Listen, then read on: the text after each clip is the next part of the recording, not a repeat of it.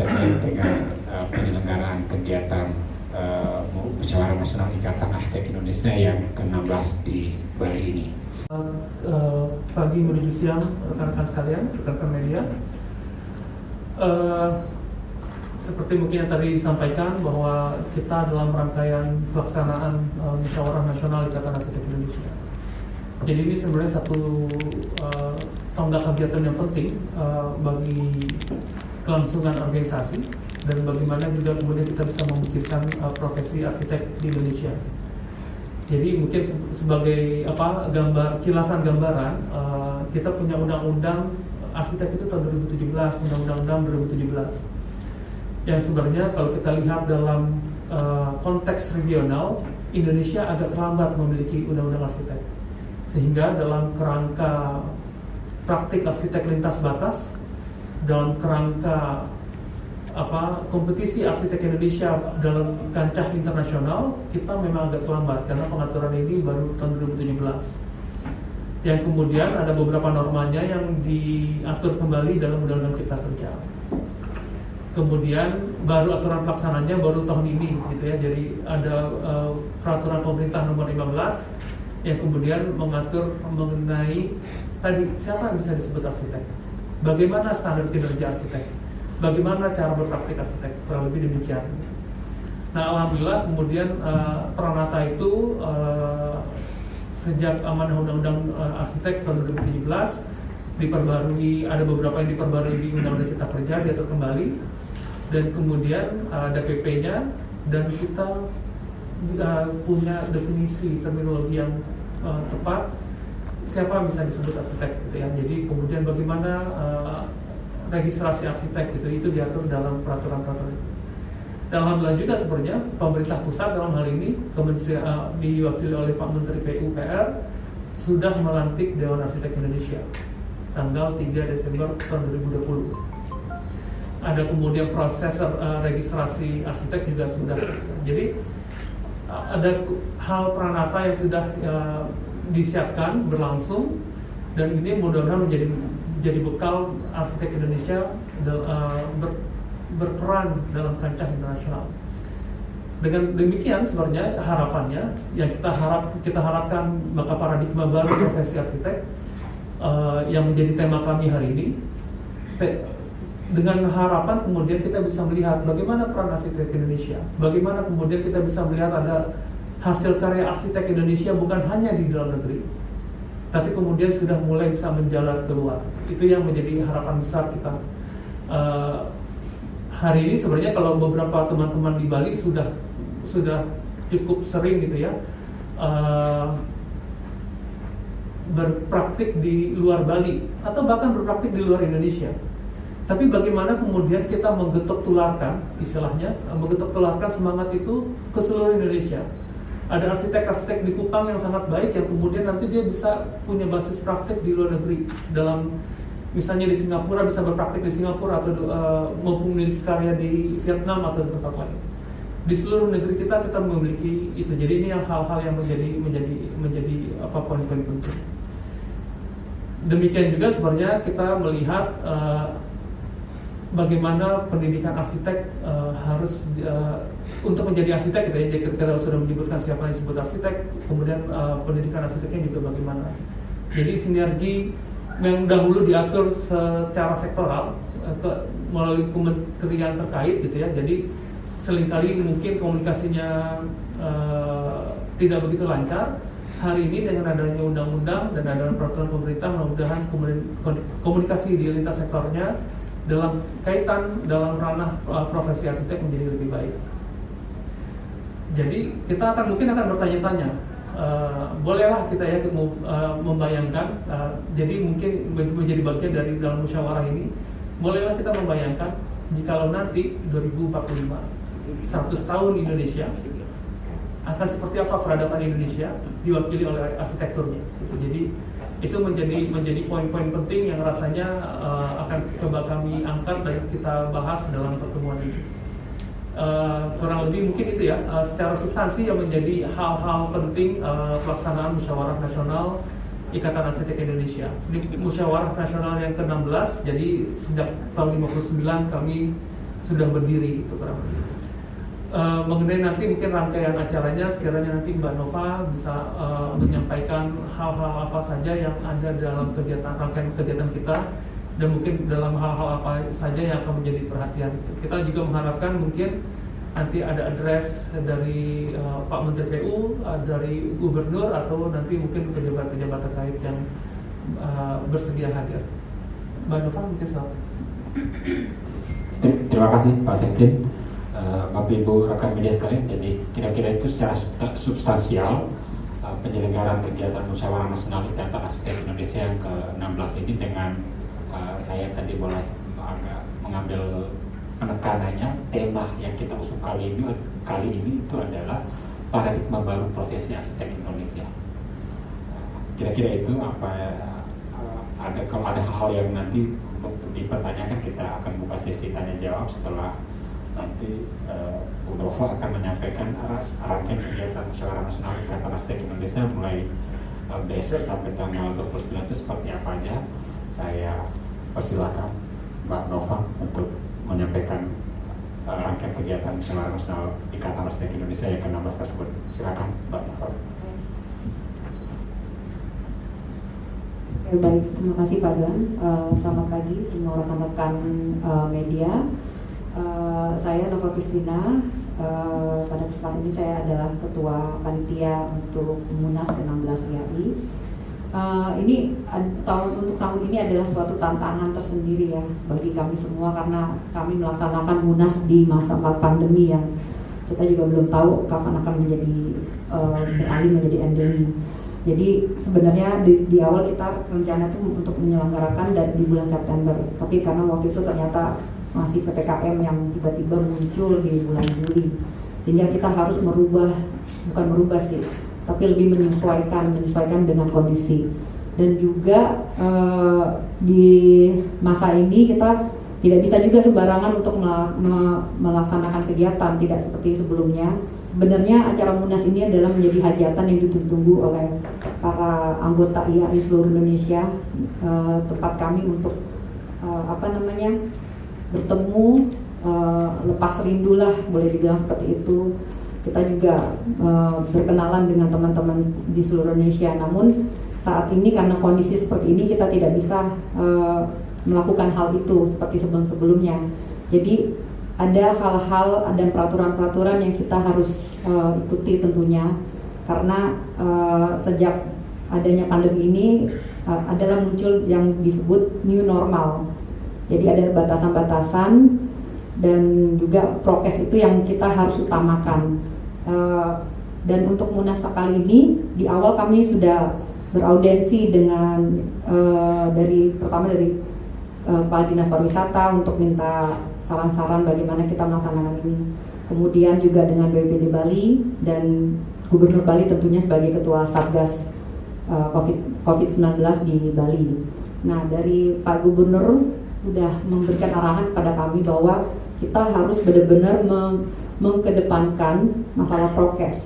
Artinya jangan sampai setelah acara ini akan terjadi klaster baru kan, seperti itu. Tapi kami sebagai arsitek, tentunya orang-orang yang beredukasi, kami juga harus bisa memberikan kampanye lah kepada masyarakat luas bahwa walaupun kami mengadakan acara berkumpul seperti ini, tapi kami juga tertib dan disiplin untuk melaksanakan prokes. Dan oleh karena itu, untuk acara ini mungkin kalau sebelum-sebelumnya kami tidak agak lucu juga ya, sebuah acara meeting tapi menyediakan klinik. Kalau misalnya acara olahraga ada klinik, ada dokter, itu sudah biasa, tapi meeting ada kliniknya gitu.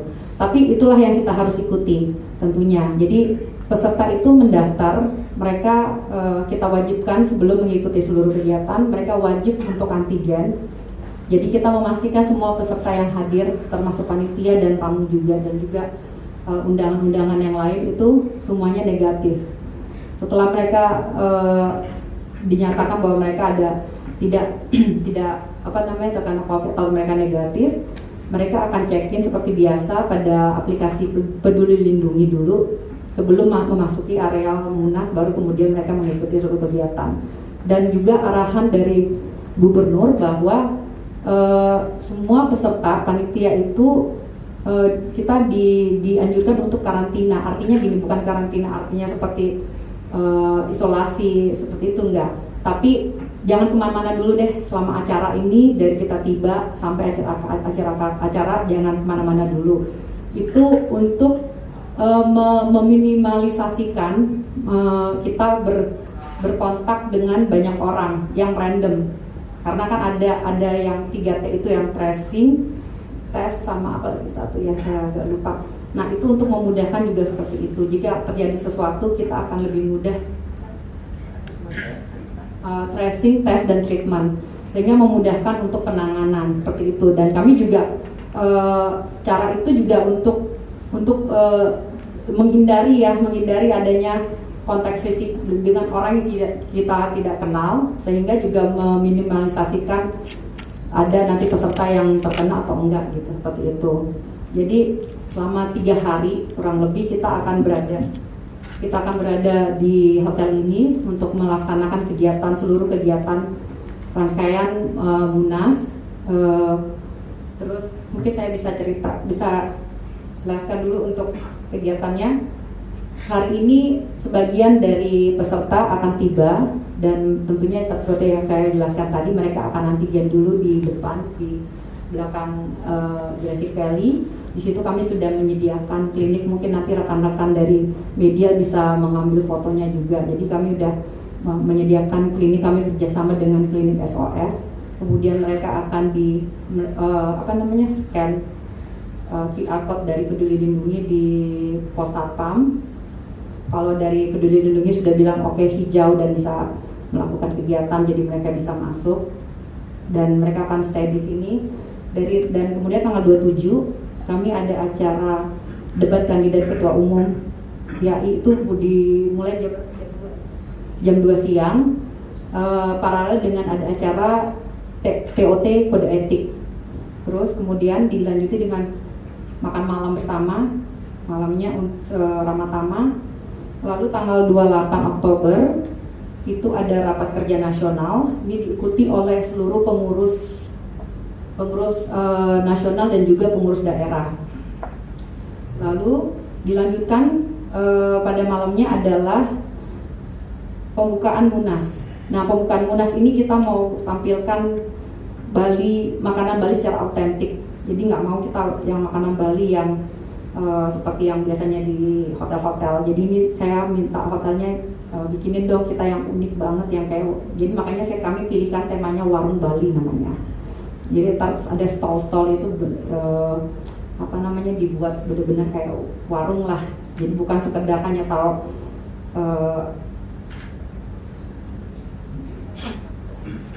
jadi nggak sekedar taruh yang ada seperti bokor-bokor itu, enggak. Saya bilang pokoknya benar-benar kayak warung. Juga ada ntar seperti disajikan, bahkan saya minta kalau bisa ada rujak kopindang, karena rujak kopindang itu yang paling unik ya di Bali dan hanya ada di sini. Terus juga tipat cantok itu langsung nanti yang buat itu langsung dari staffnya, itu mereka langsung ngulek di tempat gitu. Nah, terus kemudian so far sih yang sudah confirm untuk datang pada pembukaan ada Pak Menteri, dan kita juga didukung oleh dari Gubernur. Saya tanggal 27 akan bersama protokoler Gubernur bersama-sama menyiapkan pembukaan ini. Lalu tanggal 29 adalah acara puncak kami, Munasnya itu sendiri, dan malamnya adalah IAI Award seperti biasa, dan itu udah satu rangkaian antara Munas dan IAI Award. Yang hal lain yang menjadi unik selain prokes itu adalah hybrid, karena kami tidak bisa mendatangkan atau seperti dulu sih biasanya kalau udah kita Munas ini bisa beribu-ribu orang teman-teman yang datang kan, tapi saat ini karena prokes ini, pandemi ini, kita tidak bisa seperti itu. Jadi ada hal-hal yang kita harus buat, dan mau nggak mau kita harus menyesuaikan. Artinya bukan terpaksa harus mengikuti, tapi menyesuaikan. Kita membuat hybrid seluruh acara dari mulai tanggal 27 sampai IAI Award itu seluruhnya hybrid. Makanya hari ini tim dari hybrid akan setting peralatan. Jadi sebagian peserta yang bukan tidak bisa, tapi karena tidak memungkinkan untuk hadir itu mereka dapat mengikuti acara melalui online Zoom meeting atau mungkin dari YouTube seperti itu. Kemudian jadi peserta yang hadir itu perwakilan yang kami minta itu dari 34 provinsi, ada 6 wilayah dan 1 perwakilan. Sampai saat ini sih yang confirm untuk datang itu sekitar 300 ya.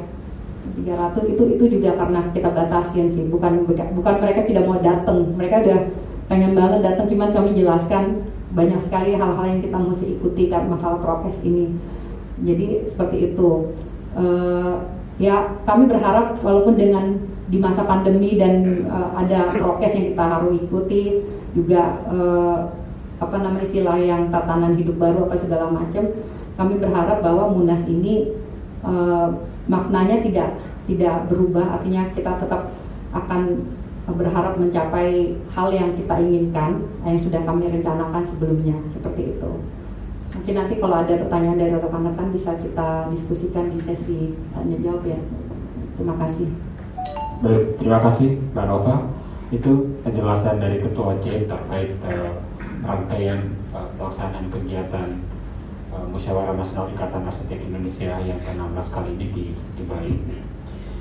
Ya, kalau nanti ada hal yang belum jelas bisa ditanyakan. Saya mungkin langsung saja dulu selaku Ketua Panli. Jadi salah satu agenda di setiap kali Munas, biasanya kita agendakan setiap 3 tahunan itu, salah satunya itu adalah pemilihan ketua umum baru untuk menakodai organisasi ini selama 3 tahun mendatang. Jadi kepengurusan sebelumnya itu adalah periode 2018-2021 dan segera nanti akan didimisionakan. Setelah itu kita akan mendapatkan ketua umum baru untuk menakodai Ikatan Arsitek Indonesia pada 2021-2024 mendatang. Nah, kami mendapatkan mandat dalam bentuk SK oleh pengurus nasional untuk melakukan proses pemilihan ini sebagaimana itu diamanatkan dalam ADART kami. Nah, tahapan-tahapan yang diamanatkan dalam ADART itu sebetulnya kita sudah mengawali dengan proses penjaringan, kemudian verifikasi yang sekiranya 2 bulan lalu kita lakukan di sini juga. Nah, kita dari proses itu, dari proses penjaringan, kemudian sampai ke tahapan pemilihan. Nah, kita menurut ADART juga menganut pola pemilihan secara e-vote, dan e-vote dilakukan secara selama 2 kali. Yang pertama itu untuk mendapatkan bakal calon balong, dan pada kesempatan itu kami mendapatkan 7 orang.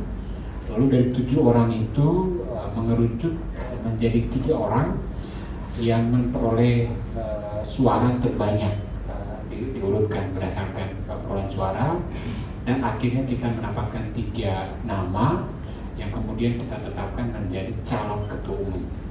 Jadi saya boleh sebutkan ketiga calon ketua umum yang sudah mulai melakukan proses sosialisasi diri berupa penyampaian visi dan misi.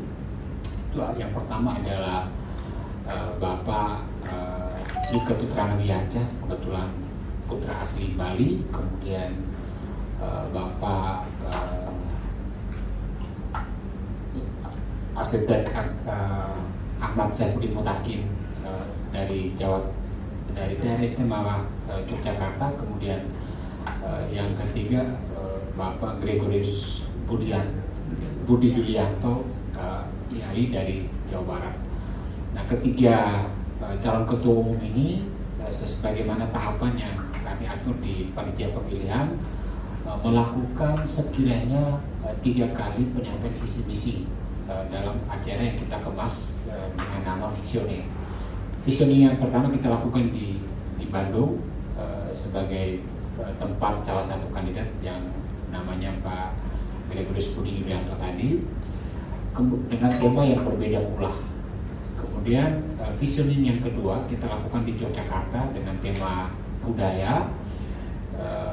Kita lakukan di tempat salah satu kandidat Pak Bapak Ahmad Saifuddin Mutakin, Kiai.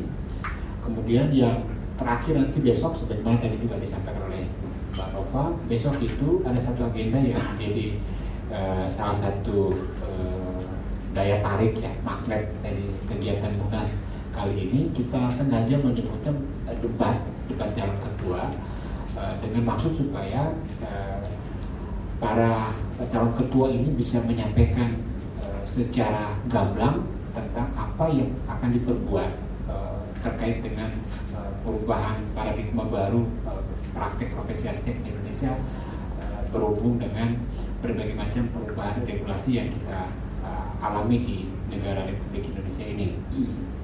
Nah, sehingga untuk menggali sejauh mana seberapa besar kemampuan atau kapasitas dan kapabilitas ketiga calon ketua ini, nanti kita menghadirkan dua panelis untuk memberikan berbagai macam pertanyaan, menggali kemampuan ketiga calon ketua ini untuk disampaikan kepada publik, ke seluruh rekan sejawat arsitek Indonesia, bahwa saya loh yang paling pantas menjadi ketua IAI Indonesia mendatang. Nah, itu dua panelis itu adalah yang pertama Pak Bambang Yudawan. Beliau adalah Ketua Dewan Arsitek Indonesia, sebagaimana tadi juga disinggung oleh Pak Sekjen. Dewan Arsitek Indonesia ini adalah sebuah lembaga yang dibentuk menurut Undang-Undang Arsitek, Undang-Undang Nomor 6 Tahun 2017.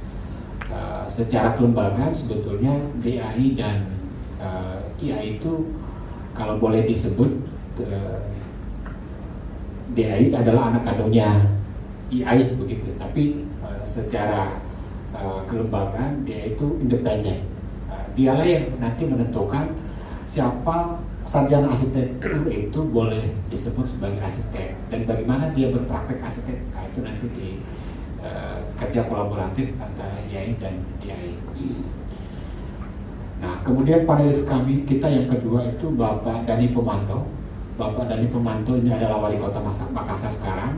Beliau juga seorang arsitek, anggota IAI juga. Sengaja kita hadirkan untuk menjadi salah satu panelis yang harapannya beliau bisa menggali seberapa jauh para kandidat ini memahami aspek-aspek pranata, hukum, peraturan perundangan yang kalau kita ikuti di negara kita ini perubahannya cukup cepat begitu. Dan kenapa kita memilih Pak Dhani Pomanto? Karena Pak Dhani Pomanto dengan latar belakang arsitek, tapi sekarang masuk di ranah birokrasi yang tentu beliau melakukan semua itu secara langsung begitu ya. Gitu. Jadi kira-kira itu kenapa kami memilih dua orang ini sebagai panelis untuk debat. Kita sengaja menyebutnya debat biar keluar seluruh kemampuan dari ketiga calon ketua umum tersebut gitu. Jadi itu Bapak Ibu sekalian. Kemudian nanti puncaknya di tanggal 29 dalam rangkaian Munas itu kami akan mengumumkan hasil e-vote yang kedua ini. Sebagaimana informasi yang perlu kami sampaikan bahwa e-vote kedua ini sudah kita mulai sejak tanggal 25 kemarin dan akan berakhir pada tanggal 29 dan kita tutup di jam 12 siang. Hasil itu sehingga kita berharap ini benar-benar akuntabel dan bisa dipercaya keabsahannya karena one man one vote lalu dilakukan secara online melalui aplikasi kami yang kita sebut dengan IAI Interaktif. Jadi setelah itu hasil itu akan kita kunci di satu ruangan, kemudian kita mengundang salah satu notaris sebagai pendamping panggil dan 3 saksi dari masing-masing calon ketua. Kita kunci di situ menunggu sampai sidang pleno yang sesuai dengan rundown acara. Nanti ada sidang pleno ketiga, panggil akan dipanggil oleh pimpinan sidang untuk mengumumkan hasil e-vote tahap kedua, di mana e-vote ini yang menentukan dari 3 calon ketua tadi itu yang memenangi atau mengungguli perolehan suara, dan itu yang akan menjadi ketua umum Ikatan Arsitek Indonesia periode 2021-2024. Jadi kira-kira begitu Bapak Ibu rekan media yang kami hormati, kami banggakan, rangkaian kegiatan panitia pemilihan Ketua Umum Ikatan Aztek Indonesia periode 2021-2024 yang sudah tengah kami lakukan dan akan berakhir pada tanggal 29 Oktober dengan diumumkannya hasil e-vote tersebut. Kira-kira itu gambaran dari saya selaku Ketua Pandi tentang tahapan pemilihan Ketua Umum Ikatan Aztek Indonesia dan sampai pada akhirnya. Saya kira itu beberapa hal yang kami sampaikan pada kesempatan ini. Selebihnya kami membuka satu sesi, kalau dimungkinkan boleh dua, tapi sesi pertama ini kita membuka kesempatan untuk Bapak Ibu boleh bertanya kepada kami bertiga di depan ini terkait apa yang sudah kami sampaikan kepada Bapak Ibu sekalian. Saya kira